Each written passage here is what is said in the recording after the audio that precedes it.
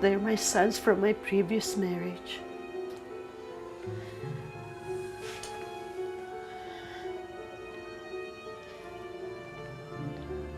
James, I've been wanting to tell you this nung una pa lang. Kaya lang natakot ako eh. Kasi simula nung dumating ka sa buhay namin mag-iina, nagkaroon ng bagong saya yung mga anak ko.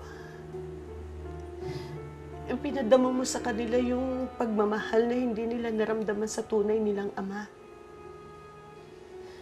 Kaya natakot ako na pag malaman mo ang totoo, yung mawalan sila ng ama sa pangalawang pagkakataon, amang nagmamahal sa kanila.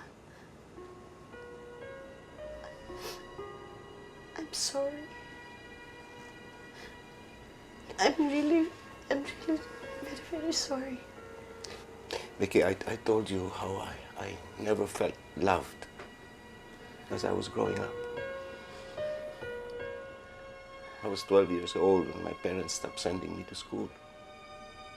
And I had to start working. Small jobs. And I've been working ever since. And I thought that that was all life was about. Until I met you. Until I met your wonderful children. You taught me how to love myself. You taught me how to love.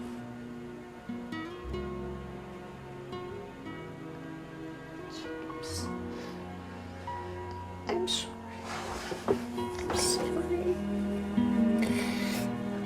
sorry. There's nothing you have to be sorry for. I understand completely. You did what you thought was right.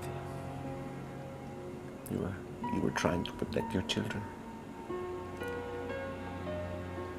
I admire you for that. Thank you.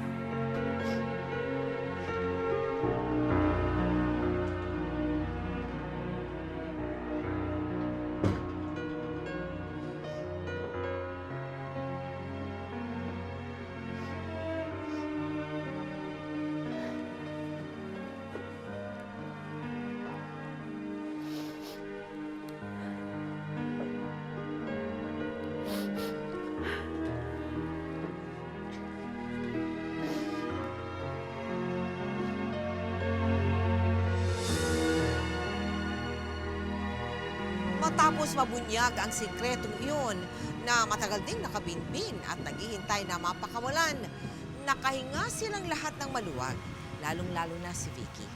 Simula noon, tuluyan nang nabuo ang kanilang pamilya dahil pinagbuklod sila ng katotohanan at ng pagmamahal nila sa isa't isa. Si Jackie naman, nagpatuloy sa kanyang pangarap na maging isang artista.